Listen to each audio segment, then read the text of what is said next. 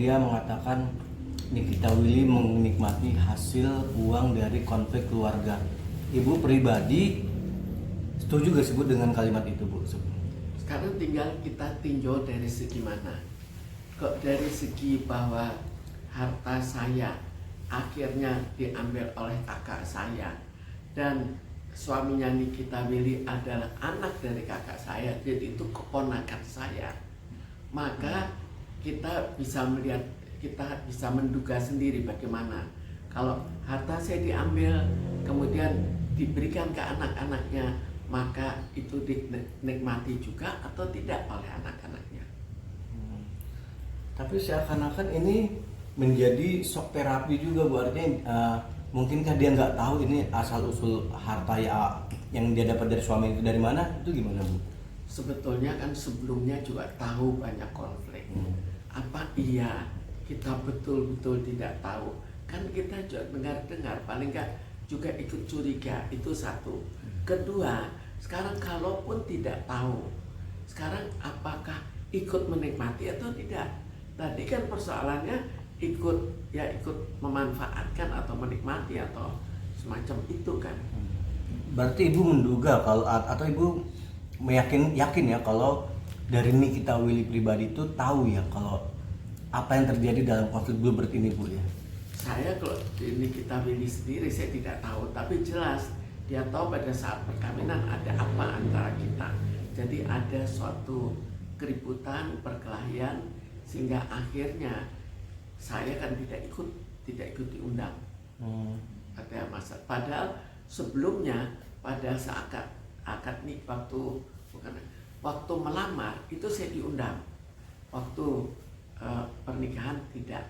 Jadi dari situ kan pasti ada sesuatu. Ini kita pilih kan cukup cerdas untuk bisa tahu.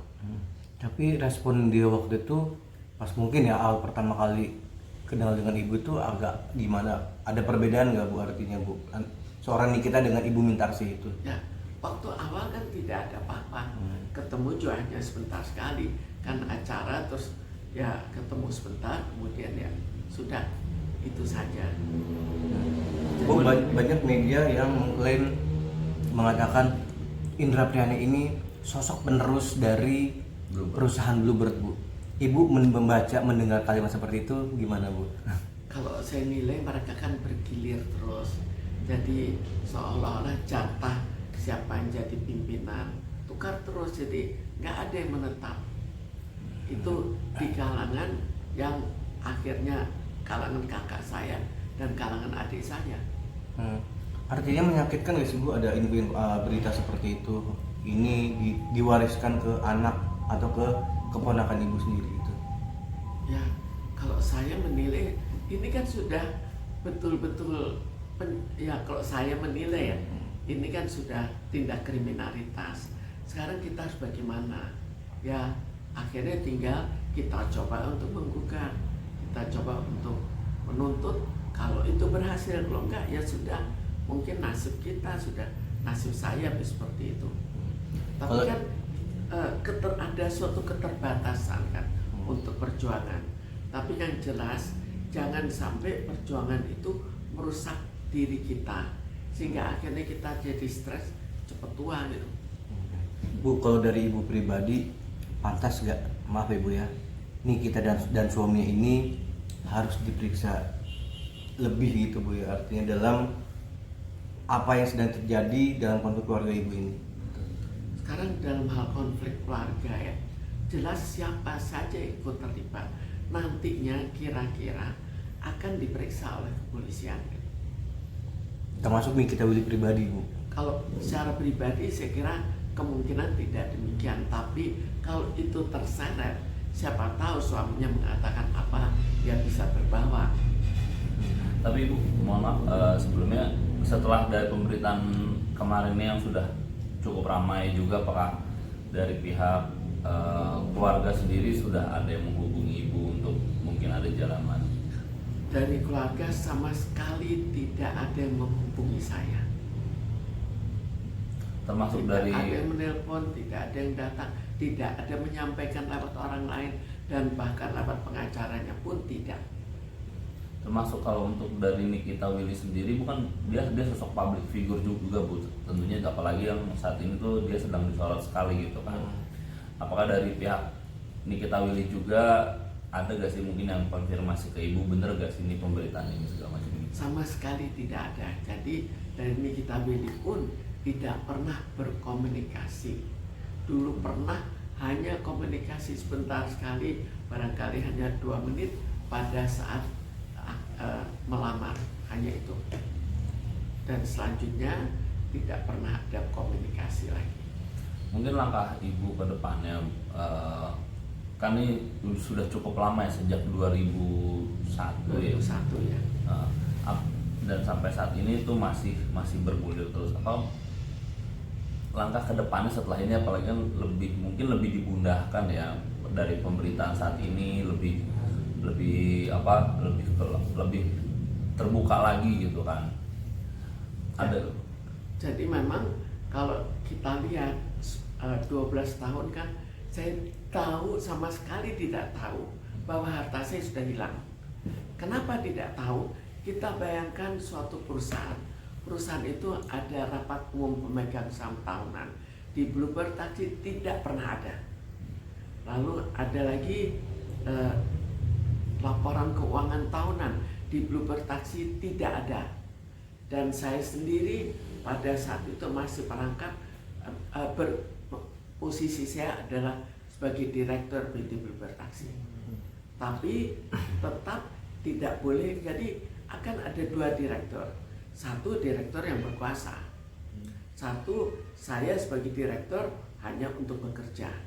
Tapi tidak boleh masuk pool karyawan yang datang ke sini. Kalau ada suatu persoalan, mereka datang ke sini untuk saya selesaikan. Bu, ini ada berita menarik, kabarnya nggak peduli lah ini kita ini keponakan Ibu ya, Ibu tetap akan melaporkan. Ini seru nih Bu, gimana Bu? Saya pikir ini kita lebih baik mengikuti saja keadilan. Jadi terserah siapapun, kan sebetulnya kalau mereka memang mau ya sadar dikit, kan sebelumnya juga bisa.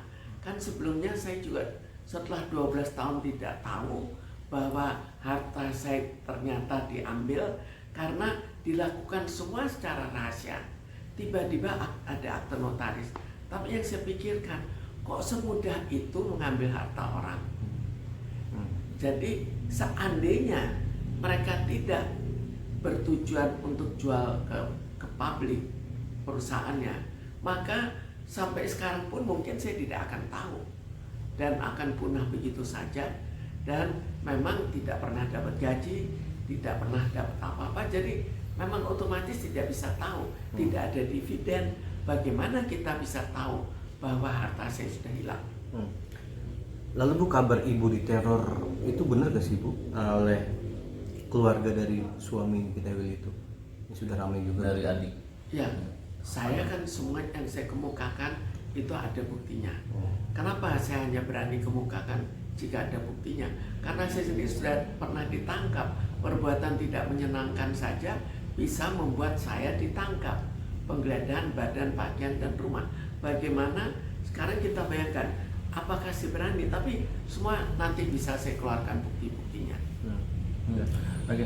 Nah Bu, dari ini juga Bu, tadi kan sudah sempat kita tanyakan juga Bu, kalau jika ya kita tahu Nikita Willy itu sebagai istri dari keponakan Ibu sendiri, dan otomatis kan seorang suami itu memberikan nafkah Bu ya. Dan jika memang terbukti adanya penyalahgunaan dari keuangan perusahaan yang dilakukan oleh keponakan Ibu untuk istrinya itu sendiri, gimana Bu? Ya, sekarang kan semuanya tergantung jalur hukum. Bagaimana nantinya hukum ini berjalan? Contohnya, sebelum ini setelah 12 tahun akhirnya saya mendeteksi bahwa akhirnya harta saya tiba-tiba hilang. Itu pun pendeteksiannya secara kebetulan karena Bluebird mau menjual sahamnya ke masyarakat, maka harus menyesuaikan dengan undang-undang perseroan terbatas. Kalau sebelumnya tidak terdaftar, tanya aja di Kemenkumham. Memang aneh, perusahaan begitu besar tidak terdaftar. Lebih anehnya lagi, kok dia bisa tetap berjalan. Kalau perusahaan kecil, warung wajar lah. Tapi kok perusahaan besar kan harus ada izin-izin, pembaruan izin dan sebagainya. Tapi tetap bisa lolos terus. Ini yang kita lihat sebagai fakta. Kemudian selanjutnya, semua akan tergantung pada suami dan istri. Apakah misalnya sekarang dengan keributan, bisa aja akhirnya diputuskan untuk cerai, bisa aja diputuskan untuk lebih akrab. Itu tergantung pada kedua-duanya. Kita lalu kalau nanti akhirnya terbukti bahwa ini memang menggunakan harta-harta yang sifatnya harta yang tidak halal. Sekarang kembali lagi, sampai seberapa jauh hukum menganggap yang bisa dibenarkan sampai taraf mana, dan akhirnya apakah berpisah atau tidak kembali tergantung kedua-duanya. Kalau sudah tidak ada harta, apakah akan berpisah? Itu kan juga ya umumnya memang akan berpisah, tapi bukan sesuatu yang dijamin akan berpisah. Mungkin apakah Ibu sendiri nanti, terakhir Bu, dari pertanyaan dari saya, mungkin apakah nanti Ibu akan mencoba menghubungi kita Bu, mungkin untuk bisa dapat berkomunikasi langsung? Ya, saya pikir kan sudah jelas bahwa saya lewat pengacara saya sudah memberikan kesempatan. Tapi kalau kesempatan itu tidak dipakai, apakah saya merayu, rasanya juga tidak pantas juga. Lalu juga lawyer dari mereka juga kurang kooperatif. Jadi bagaimana, apakah saya datangi, kan rasanya juga tidak pantas. Jadi kita jalan aja lah sesuai jalur hukum. Berarti statusnya ini masih somasi aja Bu ya? Tapi sampai, kalau emang somasi sampai kapan Bu? Somasi ini sudah cukup jauh. Jadi pertama sudah somasi ketiga, dan di situ kita memberikan jawaban. Dia mengatakan, dari lawyernya mengatakan sudah mengikuti jalur-jalur hukum. Memang mereka ikuti akte, tapi membuat akte notaris. Tapi bagaimana kalau akte notaris itu tanpa kehadiran saya dan tiba-tiba nama saya hilang? Kemudian kedua, selain itu saya mundur hanya sebagai pengurus, sebagai wakil direktur. Kenapa kok harta saya ikut hilang? Kemudian notaris yang membuat akte itu sudah diminta juga untuk datang untuk mencoba berdamai, dan akhirnya menyebutkan seandainya notaris itu diberitahukan persoalan bahwa saya mundur dan ingin menjadi peserta komanditer, maka harta saya tidak hilang. Itu pernyataan tertulis. Jadi waktu itu oleh Pak Kamarudin diperlihatkan pada saat press conference. Akhirnya Bu, somasi sudah sampai ketiga kali Bu. Sudah. Dan tidak setelah ini masih. Jadi somasi itu kemudian dia kan baru gitu, Pak Kamarudin masih memberikan kesempatan.